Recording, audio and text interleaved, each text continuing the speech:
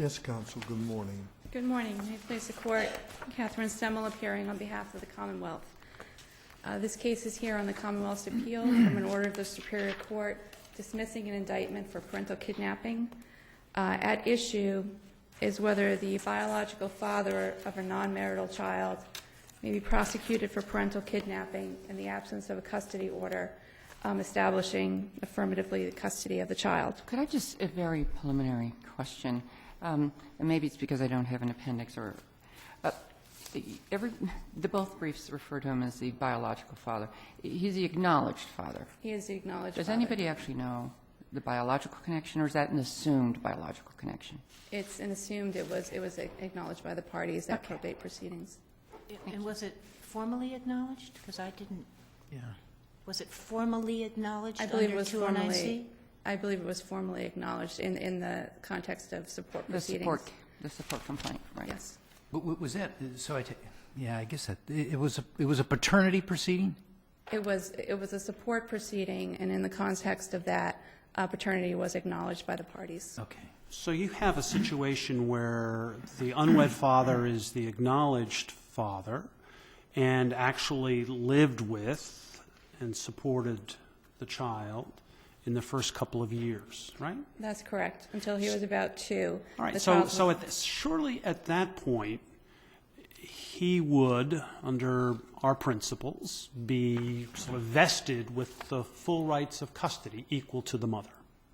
I think under CMJ, certainly the argument would be that he was acting as a de facto father at that period of time. Well, he'd have the full rights of custody with sort of basic constitutional parental rights of custody equal to the mother. Under CMJ, it's not, I mean, under statute. No, I'm saying under CMJ, which interpreted Yes. the statute. Correct, at that time. And certainly from a sort of constitutional basis, those rights would be vested because you've got an acknowledgement and you've got participation, substantial participation in the early life of the child. Right? That's correct, and I think, though, that that's an exception to the rule, and I think that it's hard to draw a line. Well, this is a problem. This is line drawing here. So at that point, if he had had the child taken the child on a trip and hadn't brought the child back, you would say kidnapping doesn't lie, does it? I think that he could defend on that basis. I think that he could say that he had de facto rights. In this case... Did they get abandoned at some point, these constitutional rights to custody as a natural parent who's both acknowledged and participated in the life of the child? Did they get abandoned or divested by subsequent conduct? I think that, in a sense, they do. I think that circumstances can give rise to those rights. They didn't exist naturally. They were created. The rights that we talk about in CMJ were created by the actions of the father. If he's no longer participating in that way, then yes, I think you can say that whatever rights were given rise to during that period of time, they aren't given rise to now. Would So that how be mu- I'm sorry, I was going to say, would that be the same for the mother? If the mother had disappeared after the first 2 years of the boy's life, would the mother's parental rights also be subject to this circumstance-dependent Well, the mother's rights analysis? are fixed by statute. In this situation, the mother's rights are fixed by statute. The defendant in that situation Well, would be they're relying. presumptive, that's all. Yes. So I think until that there was some action, presumably if the mother disappeared, there would be some action that would divest her of those rights. But here, so you have two circumstances. Both, at a certain point in time, mother and father have these vested parental rights. Mother disappears or for several years. You say, well, she still has those rights. She doesn't abandon them. Father disappears for a few years, and, well, those are deemed abandoned, and therefore their custody is no longer lawful. Isn't that the basic discrimination on the basis of gender alone? I think you have to go back to the beginning and talk about the reason for vesting those rights in the mother to begin with. Those reasons are very important and certainly understandable, but once there's an acknowledged father participating in the life of the child, I think you have to talk about what rights are associated with mere parentage. There are certain rights that you have as a parent. You by being acknowledged as a parent, your status is basically acknowledged. You have standing in the courts. You have standing to move for custody. You have standing. You have certain rights. If the mother wants to relocate with the child, you have certain rights just from the fact that you're a parent. But the rights, those inherent rights, do not include the physical and legal custody of the child. Those are governed by the statute in this case. They're not all lumped together. So you would say, I take it, that if the underlying basis of the statute is constitutional, that is, the presumption that the mother in this situation where the child is born and the parents aren't married, if the underlying presumption of the underlying basis of the statute is constitutional, then when you move on in time, as Justice Cordy's question proposes, you need to go back there, and right? Yes. You need to go back to sort of the framework that the statute set up, and that's going to define these rights. If somebody leaves, then the mother's position is different than the father's because you had this underlying statute that has a constitutional basis to start with. Is that basically your That's argument? correct. Yes. So father leaves for a year and comes back. Is that enough time to sort of divest him of the rights he may have established after acknowledgement and 2 years of living with the child? I think that is a case-by-case determination. In this case, the motion judge looked at the facts of this case and said that the facts of this case do not rise to the level of the facts in CMJ, that the circumstances of this case, without drawing a line and saying when it changed, that on the date when the child disappeared, that the relationship that the father had with the child was not sufficient to give rise to these rights that are not guaranteed him otherwise by the law. So does it make a difference in terms of the reason why the father left? For instance, he might have had an argument with the mother and said, I don't want to have anything to do with you and this kid, even though we've been living together for 2 or 3 years, and disappears for a year, comes back, apologizes, and wants to come back into the family, versus the father who's been living with a mother and child for a couple of years and decides to sign up and join the military and goes off for a tour of duty in Iraq and comes back a year later. Does that make a difference? I think it makes a difference primarily what the father does while he's gone. The father is away from the child, but is sharing in the decision-making with the mother to the extent he's able to, is participating in the child's rearing in whatever way he can. Then I think the argument it can be made that whatever rights that may have vested in him are continuing because he's continuing to take the role as a de facto joint custodial parent. So I think it's more what he does than the reasons why he's gone. So periodic monthly calls might be enough, but 6 months without a call, not enough? I mean, what's enough? It's Once it is vested, so to speak, and I mean acknowledgement and then substantial sort of involvement in the child's life. Once that is vested, what's enough to sort of divest it or to keep it going, either side of that coin? I don't think it warrants or needs bright line rules in this case. In any case, I think it's enough to say that in this case, whatever rights the defendant may have argued he had in the first 2 years of the child's life, the court could reasonably determine. Well, at the end of that 2 years, isn't it fair to say that the mother and father, the natural parents, are similarly situated for purposes of the law? They both have vested rights in this child. Yes, from different sources, but Yeah, yes. But similarly situated. And so what distinguishes who loses the rights and who stays with the rights? Gender alone? I think what happens after that. In this case, the mother left, I take it, took the child elsewhere. And that's how they broke up. She moved out? Well, not far. I mean, it wasn't. Yeah, okay. I'm actually not sure if she moved out or he moved out, to be truthful. But the bottom line is that the defendant, the father, only has these rights imbued to him based on what he does, and that the purpose. The purpose is not fulfilled. I mean, the whole idea is that because he is in fact taking control and taking custody of the child and taking care of the child, it makes sense to afford him rights. If he's not doing that anymore, then he's not entitled to those rights. And the mother is. But the problem is that the mother could do exactly the same thing. The mother could disappear for 2 or 3 years, have nothing to do with the child, be reintroduced into the child's life. And even though there were no court orders changing anything or saying anything, if the father had been functioning as the parent, with the sick child, taking to daycare, doing all the things that a parent does, and he's been doing all of that stuff while she's been gone. She comes back in. You're saying she cannot be and she takes the child. She can't be prosecuted under the statute?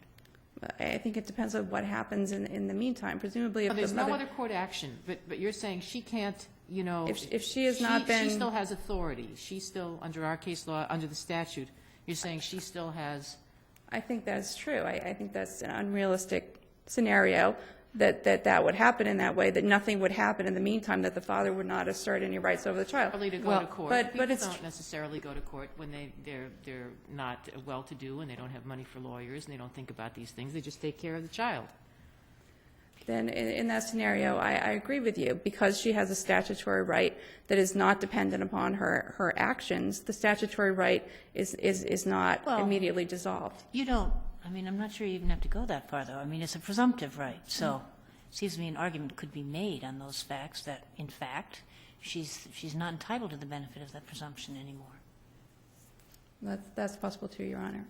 Your Honor, I think part of the analysis here is that the mother here in this situation had a statutory right. By statute, she was guaranteed the right of custody to this child until some order was entered to the contrary. And the mother is entitled to rely on that statutory right. The fact that the court has carved out an exception in circumstances that don't apply here does not affect this. The mother, when she gave the child to the father for the weekend, had every reason to believe that the court would enforce her statutory rights to custody. But that doesn't solve the constitutional issue. I mean, you're right for her, but if the statute, if one were to decide, as this judge did, that as applied here the statute is unconstitutional, the fact that her statutory rights are getting disappointed doesn't make it okay. The court's reasoning in this instance, I think, was flawed for 2 reasons. One is on the constitutional grounds. The other is on the ground that is on a collateral attack grounds. Turn to that, if you would. The defendant in this court and the courts of Massachusetts, in a variety of instances, have held that a defendant may not collaterally attack another proceeding, that he may not defend against resisting arrest charged by saying that the arrest was unlawful, that he cannot defend against the violation of a no-contact order by saying that the no-contact order was improperly instituted. But he can say that it's unconstitutional on its face. Which is not, I don't think, what was argued in this case. I think what was argued was that it was unconstitutionally applied to him. And I'm actually not sure that it saves the collateral nature of the attack to say that it's unconstitutional on its face. That the point here is that you have an individual. But you have to prove that he took the child without lawful authority, and you're pointing to a statute which he says, as applied to him, is unconstitutional. Why isn't that? The point of the analysis is that the defendant, is that when an individual with full knowledge that he has no rights to custody under the law takes the child. Full knowledge he has no rights to custody. Which I would assert, I would note that the defendant filed for custody in the probate court a few months before the child disappeared. So you have an individual who knows he has no rights under the law to the custody of the child, takes the child, and then says, you cannot prosecute me for parental kidnapping because the statute that awarded custody to the mother is improper, is a collateral attack on that statute. It makes no sense to be able to raise it in defense of a criminal proceeding. Could I just ask you this? Is this like the fairly recent decisions about the gun licenses? It is a similar. Remote It is hold, a, et cetera? I mean, yes. that's the argument you're making. Yes, it is a similar argument to that an individual who never applied for a permit cannot then raise that issue on appeal. I see my time is up. One last question. Yes, Your Honor. At what point are you arguing that the kidnapping component of this arose during the weekend? At 4 p.m. when the father did not return the child. Okay, thank you. Thank you.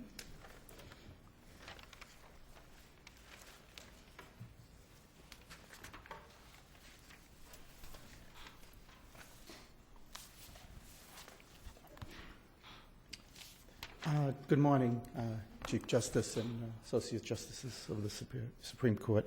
May it please the Court, my name is Russell Sobel, I'm representing Mr. Gonzalez. And there are really two issues, I believe, with respect to this case. One is the equal rights issue, and the other is the statute under, actually it's case law under Beals. I think those are the two main issues in this case. And I would suggest that the question is, did Mr. Gonzalez take his child without lawful authority? The answer is, with respect to the court cases, absent a court order denying him custody, the indictment for kidnapping his son can't stand. And Because? Yeah, how far do you go? how far do you go? I mean, let's assume that he had a one-night stand and never lived with the child. Would you say he could then take the child? I would, because the mother should not be presumed because she's strictly the mother to have exclusive rights over the child. But is it really because she's just because she's the mother, or because she's biologically the one that you can know is connected to this child? Well, if she's biologically the one you know, that's a different circumstance. Well, Here, but as a basis for the statute? if that's what, but that's not what the statute says.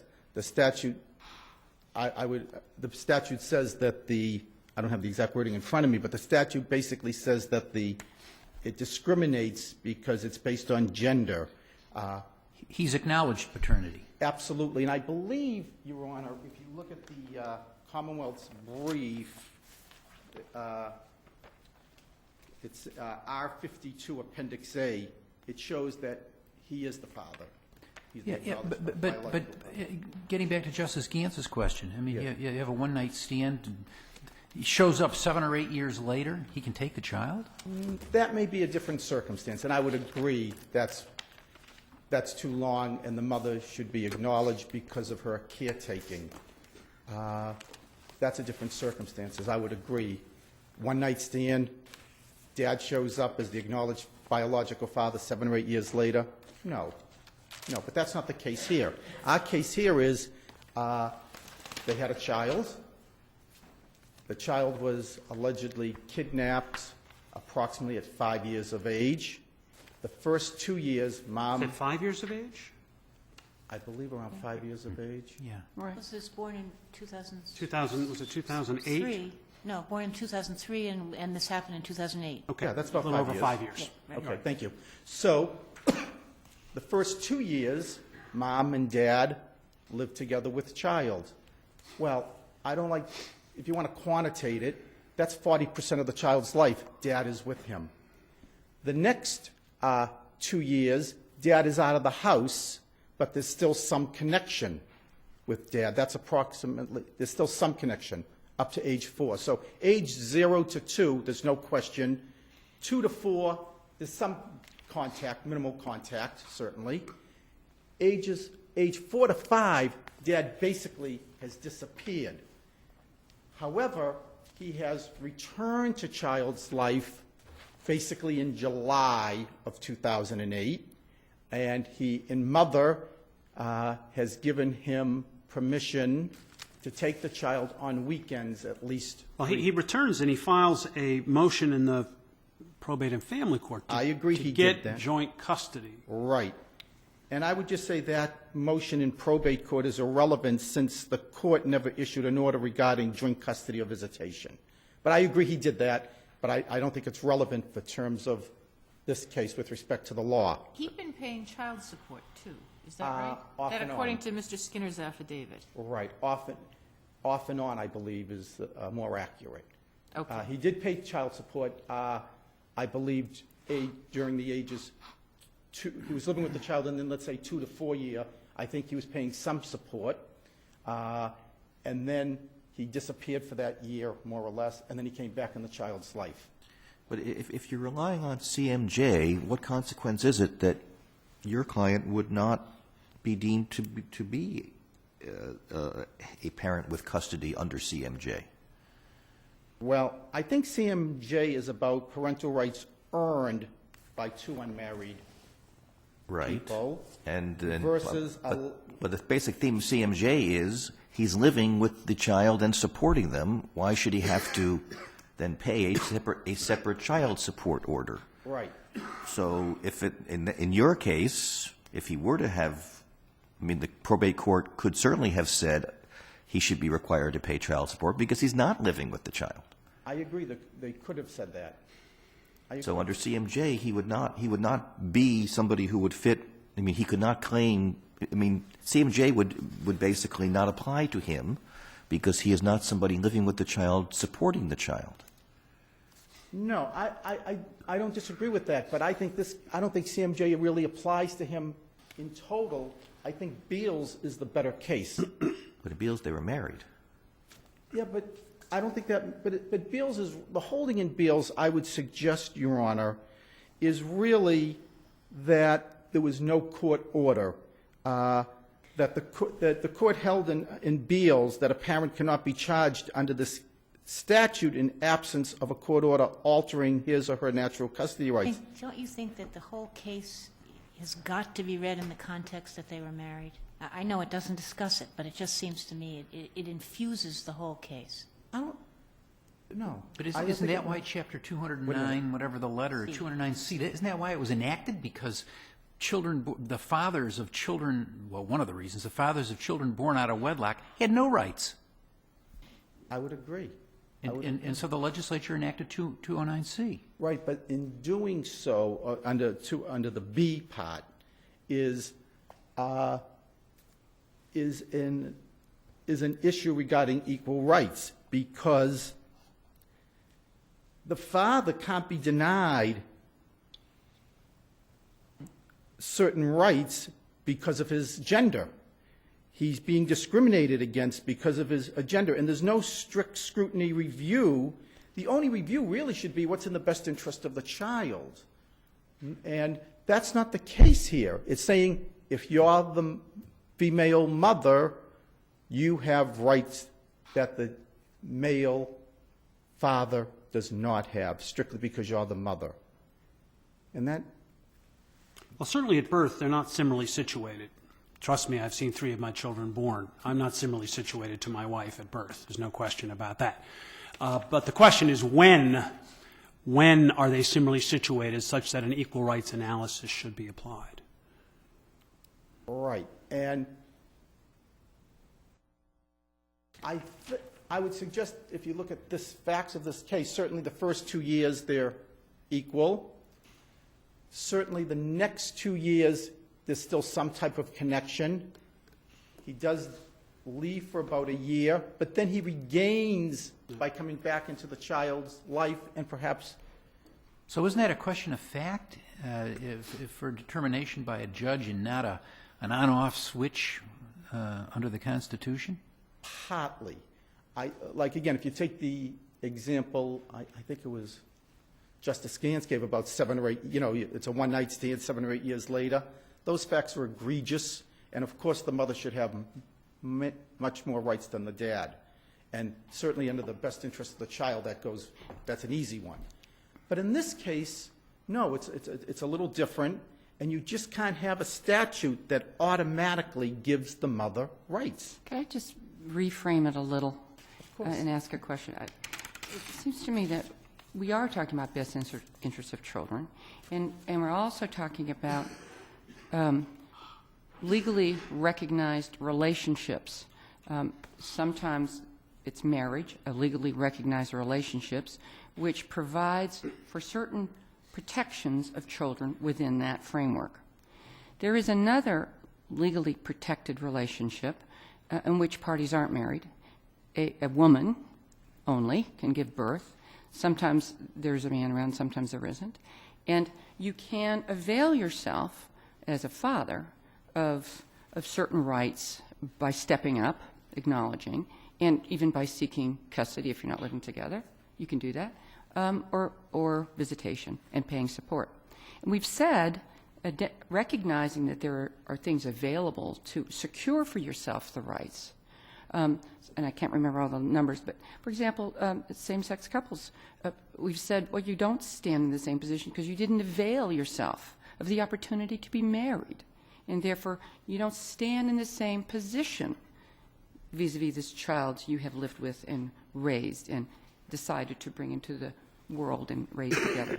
So I don't see why this is any different from necessarily from that same-sex couple who lived together and participated in bringing a child to the relationship, because there are structures for saying, here, let me make myself not only known, as this gentleman did at least for paying support purposes, but didn't at the time for purposes of saying, and make sure you also make me a custodial and visited father. And until that's true, sort of inchoate, right? You can live together, but then you have, when you're going to invoke rights, don't you have to look again at the law? At this point, he is acknowledged father, biological or not, acknowledged father, paying support, early on had participated in a relationship, and at least vis-a-vis the parties, forget a legal determination regarding defined visitation, could visit. That ended at the end of their oral agreement about the visit. What's wrong with that construct? How is that construct unconstitutional that recognizes the opportunity for anybody who wants to step up under our structure to say, recognize me and give me those rights, because it's available? Right. My only issue with that, and I understand your point well, my only issue with that is the way the statute is worded. And that's my problem with respect to the equal rights. That's not how the statute's worded. And and the mother should not presumptively be entitled to custody. And that's what the statute does. And it's discriminatory based strictly on gender under the Massachusetts Declaration of Rights. Would you say if you were looking at this and this child is 3 days old, it's discriminatory? Yes. I'm going to tell you, I know you, but I'm going to tell you why I think it would be. Because the mother should not be presumed to be the better parent. It's not being a better parent, it's being the fact that she's the one who's giving birth. But you said 3 days old. I didn't, I don't know what age you, after the baby is born and healthy and perhaps doesn't need the mother's physical assistance, then it's who's the better parent, as opposed to just the gender. So could you, you're running out of time, but could you talk a little bit about the collateral attack argument that the Commonwealth has made, that you should not have raised this argument in in the criminal court, it's really more appropriately brought in the probate court. Well, I think there's Jasmine says a challenge to vagueness of a statute as applied might be properly raised before the trial. Now, in this case, if you remember, it's based on a McCarthy motion, which is the indictment was insufficient as a matter of law. So here, I believe, under Jasmine, it is appropriate. I think if it was a different situation, like part of a trial, and there was a motion for a new trial, I would agree with you, Justice Spina, that it would be inappropriate for the court to review it on that standard. But because it's a McCarthy motion, I think Jasmine applies. What was at issue in Jasmine? Whether or not the statute was vague. Okay, but that's appropriately decided in a criminal court.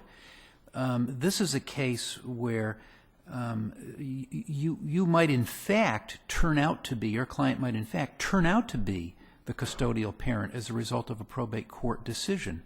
In cases that are almost inherently fact-intensive and are typically decided in the probate court, why shouldn't you have to go there to make that argument?